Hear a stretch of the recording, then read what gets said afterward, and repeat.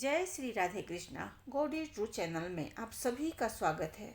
आज मैं आप सभी को ज्येष्ठ मास के 15वें अध्याय की कथा सुनाऊंगी। इससे पहले अध्याय की कथा में अब तक आप सभी ने राजा सगर के 60,000 पुत्रों द्वारा समुद्र खोदे जाने और कपिल मुनि के द्वारा राजा सगर के 60,000 पुत्रों के भस्म होने की कथा सुनी। अब सुनते हैं आगे की कथा।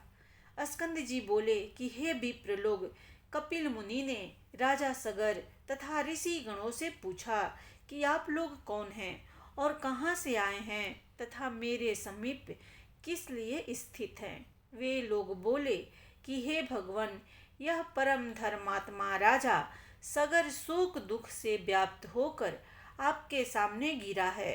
इस राजा सगर के दुख का कारण सुनिए। हे भगवान, आप अखिल के ज्ञाता हैं। हे विभो, बलवान 60,000 पुत्रों से युक्त होकर राजा सगर ने अश्वमेध यज्ञ आरंभ किया और संग्राम में इंद्र को भी जीत लिया है।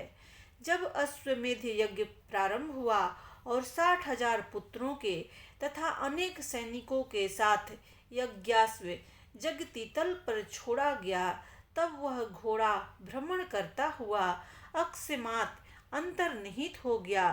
उस यज्ञाश्व के अंतर्निहित हो जाने पर उन वीरों ने बिल पर्यंत त्रिलोक में खोज किया और विवर पर्यंत समस्त पृथ्वी तल के भागों को देखा। तदंतर वे सब सगर पुत्र बीबर से संलग्न भूगृह में गए। हे ऋषि श्रेष्ठ, इसके आगे का समाचार हम लोग नहीं जानते हैं। उन सगर पुत्रों के खोज करने के लिए हम लोग आपके समीप आए हैं।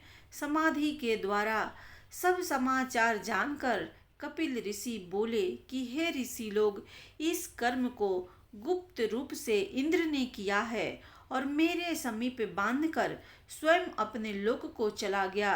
राजा लोग तथा राजमंत्री और यज्ञाश्व के रक्षक लोग मुझको चोर समझकर स्वयं बांधकर पीटने लगे। तदंतर क्रोधाग्नि से वे सब सगर पुत्र आदि जल गए। मैंने उनको जानकर भस्म नहीं किया।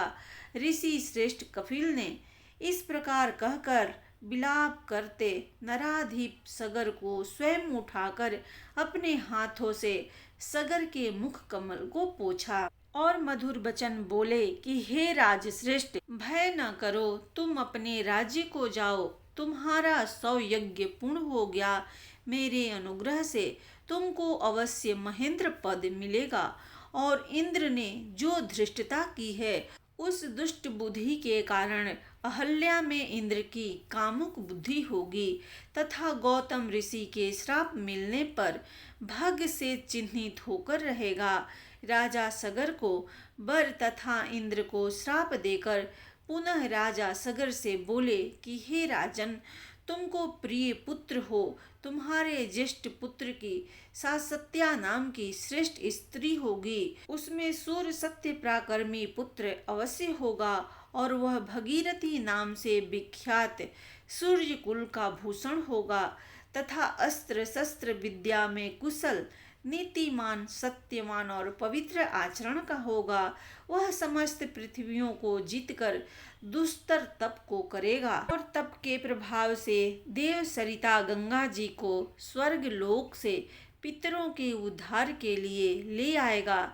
उस गंगा के जल बिंदु के स्पर्श से 60,000 आपके पुत्र दिव्य देहधारी हो जाएंगे और तुम्हारे साथ विष्णु मंदिर वैकुंठ लोक को जाएंगे।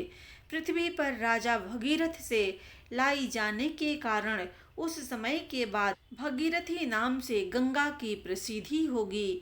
महात्मा कपिल ऋषि के वचन को सुनकर ऋत्विजों के साथ कपिल जी का पूजन तथा उनको नमस्कार कर राजा सगर अपने नगर को गए। तदंतर बड़े कष्ट के साथ कुछ समय बीतने पर एक सुदिवस में सती सुभगा के पुत्र पैदा हुआ। अनेक गुणों से युक्त दूसरे जयंत के समान उस पुत्र का वशिष्ठ ऋषि ने आकर जात कर्म आदि संस्कार किया। जन्म के समय गोदान तथा अनेकों अन्य दान देकर अन्य जनों को वस्त्र धन आदि देकर प्रसन्न किया। 12वें दिन उस बालक का भगीरथ नाम रखा।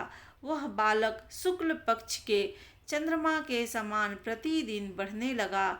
उपनयन समय आने पर पौत्र का विधिवत उपनयन संस्कार किया। वह राजपुत्र समस्त विद्याओं का, हाथी घोड़ा रथ आदि का तथा समस्त कलाओं का ज्ञाता हो गया। इस प्रकार 16 वर्ष के पूर्व समस्त विषयों का पूर्ण ज्ञाता हो गया। उसको समस्त गुणों से पूर्ण राजभार को सहन करने में समर्थ महाओजस्वी जानकर तथा मंत्रियों के साथ विचार कर उस सुजन्मा भगीरथ को राज्य दे दिया। तदंतर पितामह का राज्य पाकर राजा भगीरथ समस्त पृथ्वी मंडल का पुत्रवत पालन करने लगा।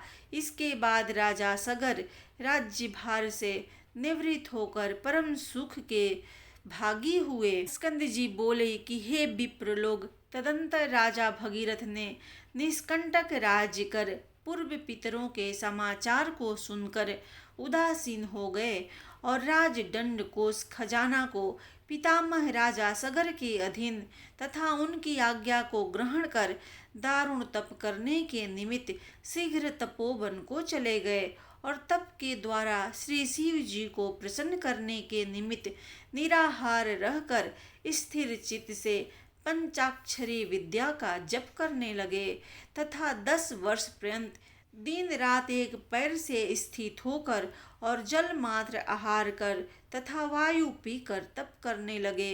इस प्रकार तप करते जब राजा भगीरथ को बहुत समय बीत गया, तब भक्त वत्सल श्री शिव जी स्वयं वहां पर आए। भगीरथ की भक्ति के वशीभूत होकर जब वर देने के निमित्त शिव जी वहां पर आए, तब राजा भगीरथ ने शिव जी को देखकर प्रणाम किया और उच्च स्वर से मधुर वचन बोले। भगीरथ ने कहा कि हे शिव, हे शंभो, आपको नमस्कार है। हे सबको सुख देने वाले, हे जगतनाथ, आपको नमस्कार है। हे विश्व के सर्जनहार, रजोगुण स्वरूप आपको नमस्कार है। हे पालनहार, सत्वगुण स्वरूप आपको नमस्कार है। हे संहार करने वाले, तामस रूप आपको नमस्कार है। कर्मों के फलदाता, भोग पदार्थ और मुक्ति के दाता, मन वचन कर्म स्वरूप ब्रह्मीभूत आपको नमस्कार है। भीतर वायु को रोककर ध्यानशाली योगी लोग जिस निरीह शंभु को देखते हैं, उन सदा शिव को नमस्कार है। स्कंद जी बोले कि हे विप्र लोग, इस प्रकार राजा भगीरथ की स्तुति से प्रसन्न होकर शिव जी बोले कि हे नृप, तुमसे हम प्रसन्न हैं, वर मांगो। श्री शिव जी के वचन को सुनकर राजा भगीरथ बोले कि हे शिव, यदि आप प्रसन्न हैं तो मुझको आप में दृढ़ भक्ति दीजिए और पितरों की भी शुद्धि के निमित्त श्री सिद्धि श्री गंगा जी को ले आइए। श्री शिव जी बोले कि हे राजन, यह गंगा स्वर्ग में वास करती है। हम उस गंगा को लाने में समर्थ नहीं हैं। त्रिलोक से वंदित जो देवेश हैं, उन विष्णु भगवान को प्रसन्न करो, जिस उपाय के करने से विष्णु भगवान शीघ्र तुम्हारे समीप आ जाएंगे। हम उस परम गुप्त व्रत को तुमसे कहेंगे। हे राजन, प्रथम सूर्य पुत्र ने विष्णु भगवान की स्तुति की और नमस्कार कर प्रसन्न किया। प्रसन्न होकर विष्णु भगवान ने उस गोप्य व्रत को करने के लिए कहा और उसकी विधि वगैरह भी कही। बाद उस व्रत को बहुत दिन तक विष्णु ने गुप्त रखा। इस समय हम तुमसे उस व्रत को कहेंगे। विधि पूर्वक उस व्रत को तुम करो। ज्येष्ठ मास में प्रातः काल उठकर विधि पूर्वक स्नान करो तथा त्रिविक्रम भगवान वामन का पूजन कर पंचाग्नि का सेवन, ब्राह्मणों को दही चावल का दान और श्रेष्ठ जल दान करो। इस तरह 1 मास व्रत करने से विष्णु भगवान प्रसन्न होंगे और समस्त पापों को नष्ट करने वाली उस स्वर्ग गंगा को ले आएंगे। श्री शिव जी के वचन को सुनकर राजा भगीरथ ने शिव प्रोक्त व्रत को किया। उस व्रत के अनुष्ठान मात्र से विष्णु भगवान समीप आ गए। उन विष्णु भगवान की स्तुति तथा नमस्कार कर उनसे परम पावनी गंगा की याचना की। विष्णु भगवान बोले कि हे भद्र भगीरथ, उस मंदाकिनी के पवित्र तट पर मेरे साथ तुम चलो। वहां चलकर जप, हवन, स्नान, द्विज तर्पण और भुक्ति युक्त चित्त से अनशन व्रत को करो। इस प्रकार 1 वर्ष इस व्रत को करो, बाद वह गंगा तुम्हारे साथ जाएगी। विष्णु भगवान के वचन को सत्य मानकर विष्णु के साथ मंदाकिनी के तट पर राजा भगीरथ गए और मंदाकिनी के सुंदर तट भाग में स्थित होकर उस विष्णु प्रोक्त व्रत का परम भक्ति के साथ अनुष्ठान किया। तब सरिद्वरा गंगा प्रसन्न हो गई और राजा भगीरथ के सामने चारु नेत्रा, शोभन नेत्रा स्त्री रूप होकर प्रकट हो गई।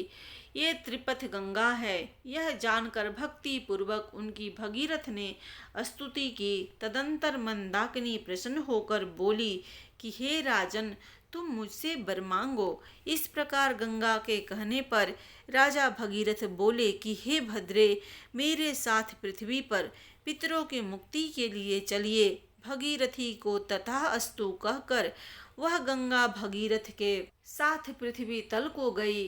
प्रतिपद के दिन प्रकट होकर दशमी के दिन ओघ रूप हो गई और लोगों को पवित्र करने के निमित्त पृथ्वी पर अवतीर्ण हुई। इसलिए पवित्र वह दशमी दशहरा नाम से प्रसिद्ध हुई। हे द्विज, तदंतर भगीरथ ने उस गंगा के दिव्य जल से पितरों को प्लावित किया। गंगा जल से प्लावित वे सब भस्म राशि सगर के पुत्र दिव्य देह होकर विष्णु भगवान के मंदिर वैकुंठ हो गए। इति श्री भविष्य पुराणे ज्येष्ठ मास महात्म्य पंचदशो अध्याय। प्रेम से बोलिए भगवान विष्णु की जय।